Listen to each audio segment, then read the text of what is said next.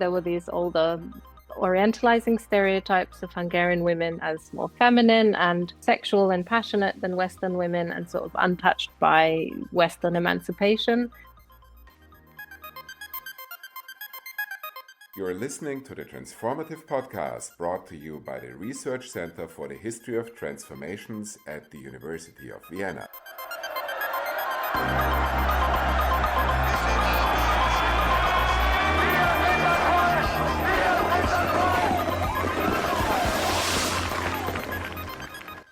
Hello, you're listening to the Transformative Podcast with me, Jelena Đureinović. Today we're discussing tourism, or to be more precise, sex tourism in Socialist Hungary that developed from the 1960s onwards. I'm joined here today by Priska Komaromi from Humboldt University in Berlin, whose PhD research examines exactly this topic in the broader context of the history of gender, sex work, and sexuality in Central Eastern Europe during state socialism. Hi, Priska. Thank you for joining me for this conversation today. Hi, and thanks for having me. So could we, for the beginning, outline the broader context? By that, I mean the development of tourism aimed at Westerners in Hungary that was often marketed in a kind of sexual way. Who were these men? Where they were from? Why did they go to Hungary? And maybe also, how did the state interact with all this? Hungary opened up to the West after 1963, when there was an amnesty for dissidents and people involved in 56. And then it also actively started trying to attract tourists from the West as a way of bringing in hard currency, which was needed to buy infrastructure from the West and later service its debts. So this meant that they built or renovated luxury hotels, rejuvenated the nightlife in Budapest and around Lake Balaton, creating these sort of enclaves of Western decadence that a lot of young Hungarians also wanted access to. Yeah, I should mention here that prostitution was illegal in Hungary, and it was considered incompatible with socialism. Socialist governments sort of thought it would inevitably disappear with the economic emancipation of women, but it continues to exist and then increases in tandem with the growth of tourism from the mid-1960s. The police and media frequently complain about the fact that it's seemingly tolerated and even promoted in this pursuit of Western tourists. So looking at the tourists, who are they? Maybe I'll give a bit of context with numbers. By the end of the 1960s, there are around 5.5 million tourists from socialist countries compared to 736,000 from non-socialist countries. Then by the mid-80s, this is 11 million from socialist and nearly 4 million from non-socialist. That's just to say that throughout this period, the tourists from socialist countries make up the majority, but the people I'm looking at, the majority of clients and men who buy sex are from non-socialist countries. So that's why I'm focusing on those. Within this non-socialist country, there's Western countries, capitalist countries. Most of the men who pay for sex come from West Germany and Austria, but there's also tourists from all over Europe and the Americas. And then there's those from non-socialist countries that are not necessarily Western. So Arab tourists features quite a lot, and Arab men as exchange students. And it's sometimes also hard to draw the line between tourists and students, because in the 80s, there's also this monetizing of education in Hungary, where there's Arab students paying in dollars. And then also look at Italians, because they are capitalist in theory, but not really Western. And there was a sort of moral panic around Italian men coming to Hungary in the late 1960s. And then finally, I also look at returning Hungarian dissidents who left in 56 or before or after, and then started coming back in the 60s with Western citizenship. And they made up in the 70s like 20% of tourists from non-socialist countries. So they're kind of an important and interesting group as well, because they're in this in-between position of Western, but not really out here and out there and home. And why did all these men come to Hungary?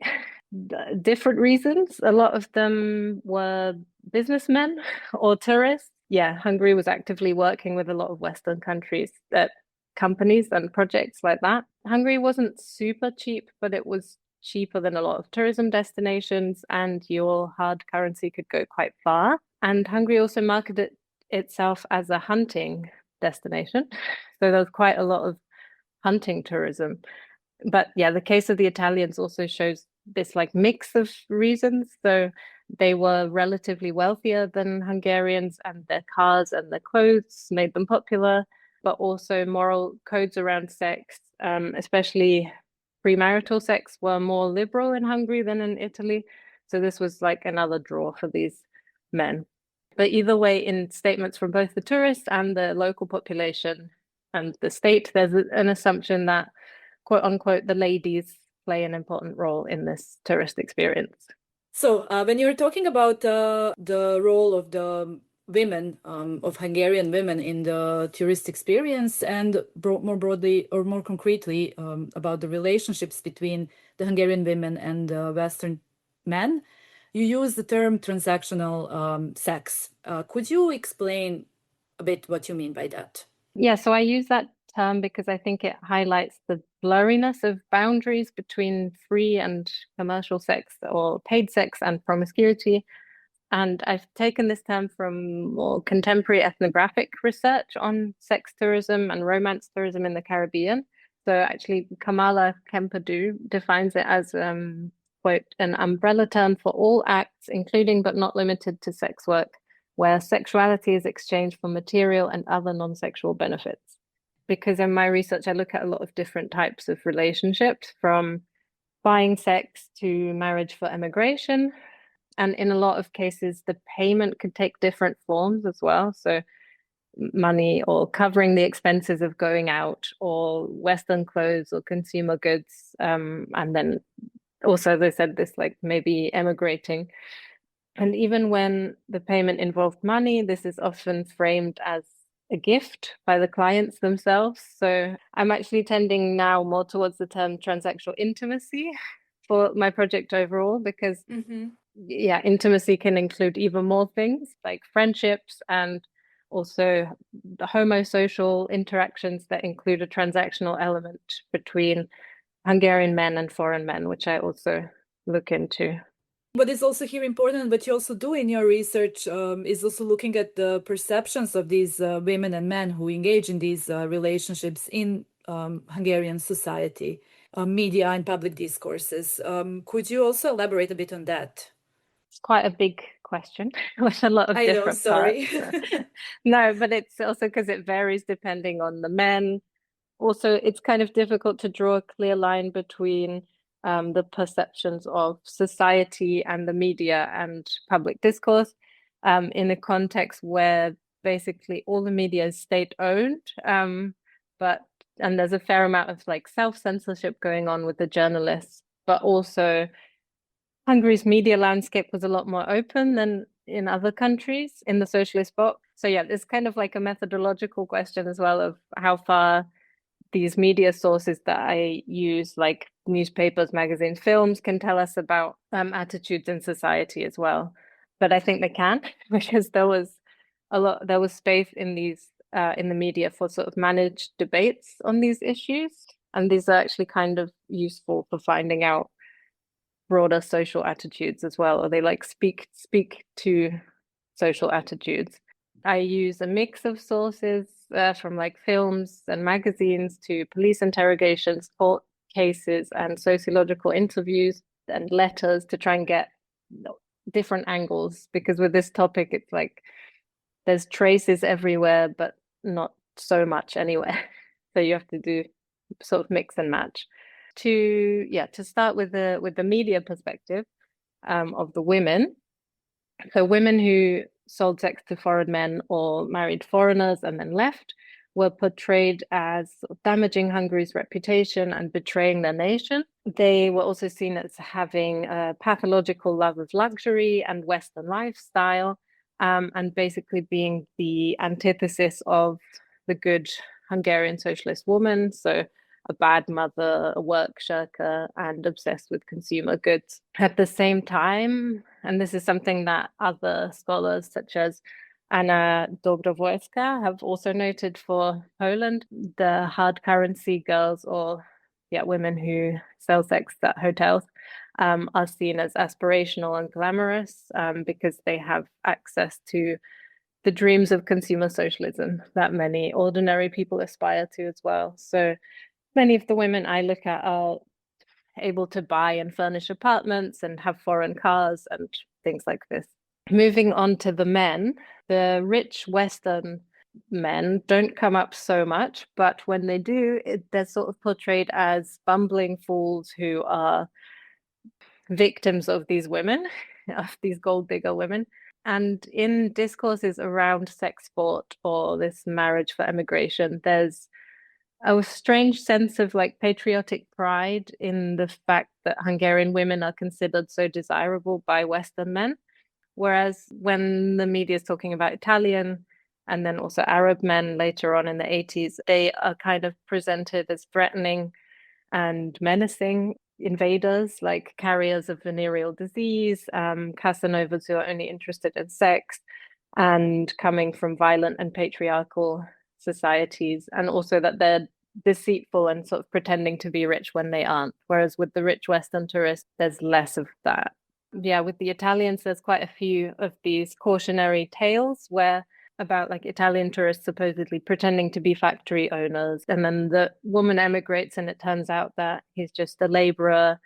And then he like ends up beating her or locking her in the house or something like this. So in that case, the women are kind of portrayed as potential victims, but at the same time, they are berated for damaging Hungary's reputation because they're selling themselves so cheaply to these men. So common phrase was like that they're selling themselves for a pair of stockings, and that they're so gullible and easily blinded by everything Western.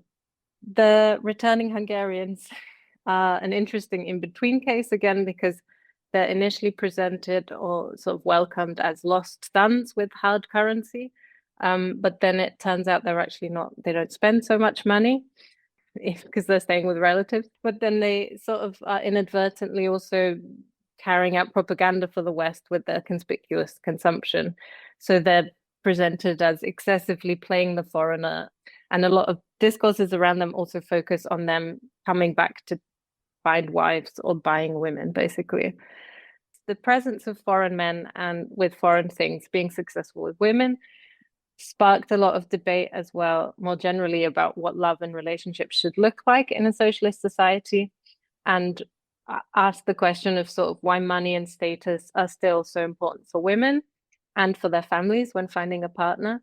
So for Hungarian men, the impact of these foreign men being in Hungary could lead to impersonation. I have a whole chapter where I focus on Hungarian men pretending to be foreigners, or anger and violence towards especially racialized foreign men. So Italians, Arabs, and exchange students from Africa as well could face violence, which I think other people have talked about in different contexts, like Bulgaria, I think, as well. How did the women in these relationships perceive men? And I think we'll go more into this in a minute as well.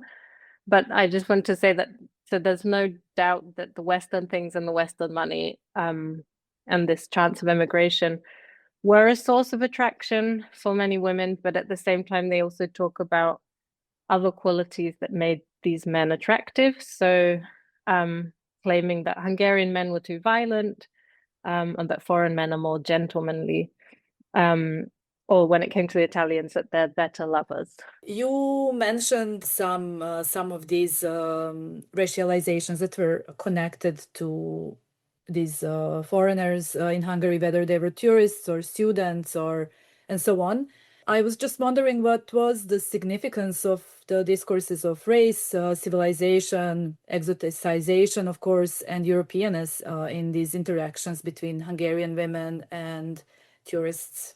These discourses played a big role in different ways for both parties. Again, the different discourses were mobilized in sort of different ways for the different men. For the West German and Austrian men, there were these older orientalizing stereotypes of Hungarian women as more feminine and more sexual and passionate than Western women, and sort of untouched by Western emancipation. where gender roles were still traditional, and but that kind of alongside common narratives about communist prudishness. And the Hungarian media also dealt with Western men in a contradictory way. So as I mentioned before, there was this sort of pride about Western men choosing Hungarian women. But at the same time, the capitalist husbands were presented as boring and uneducated and uncivilized somehow, because all they cared about was making money. So they never went to the theater or read books or anything.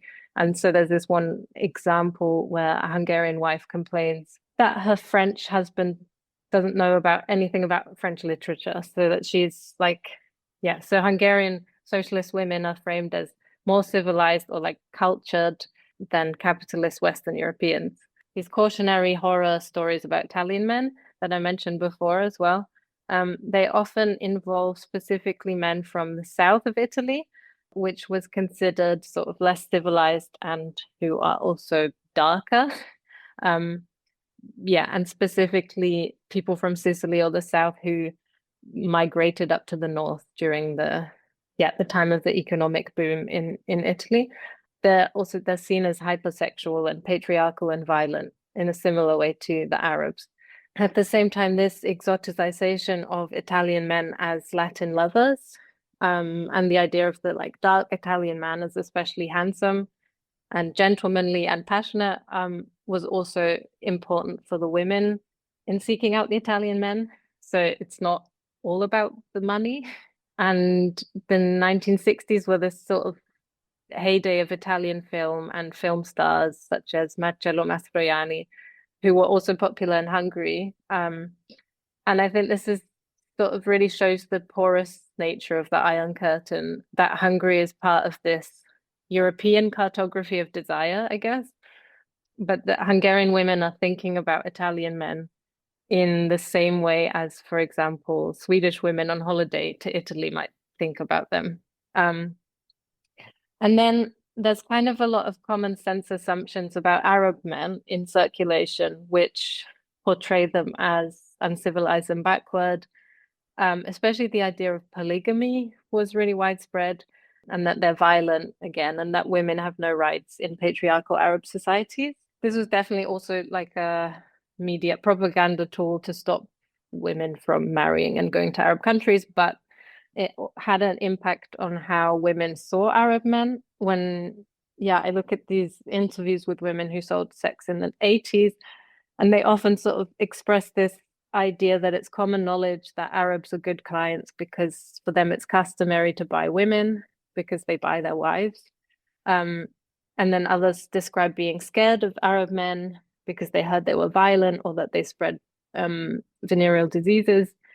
But then they also exoticize them and find this like darkness attractive. And often then once they actually get into relationships with the Arab men protect them from violent Hungarian partners in quite a few stories.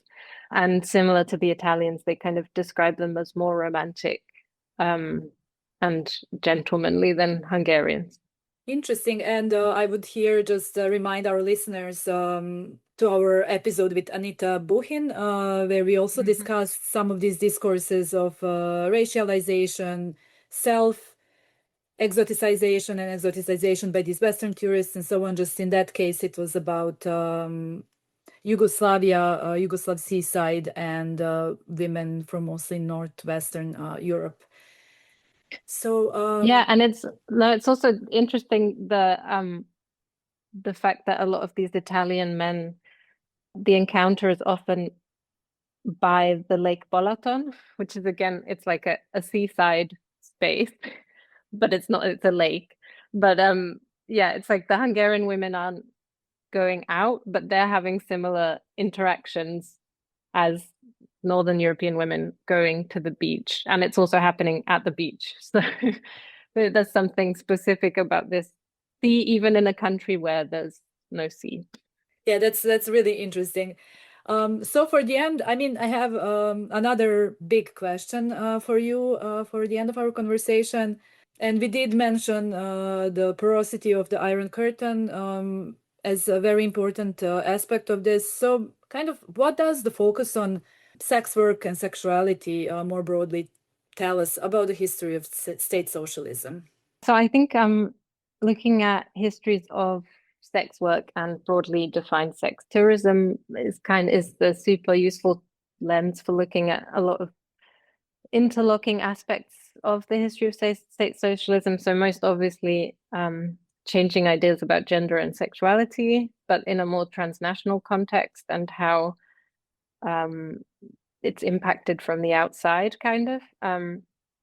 But then also how work and the figure of the work shy are defined and policed, especially in a gendered context. And then I think it also gives an insight into economics and the Eastern Bloc's economic relationship with the rest of the world, but how this filters down and the impact that has on everyday life. And as you said before, it highlights this porosity of the Iron Curtain and the integration of Hungary and Eastern Europe more into global histories of tourism and mobility, also during the state socialist period, which we normally think of as this is breaking down, obviously, but these binaries and strict divisions. And then more generally, I think that looking at intimacy lets us as historians capture aspects of human experience that sort of cut across traditional boundaries of social and cultural histories, and offer a way of doing a more embodied history that goes beyond discourse analysis. So in the case of my research, I think focusing on transactional intimacy lets me look at how these Cold War discourses of capitalist, socialist, and the civilizational hierarchies of East, West, South are embodied and negotiated, and the impact that they have on ordinary people in everyday life. Thank you for this conversation and talking to me about your research today. This brings us to the end of our episode. Thank you all for listening as well. This was Transformative Podcast with me, Jelena Đureinović, and Priska Komaromi.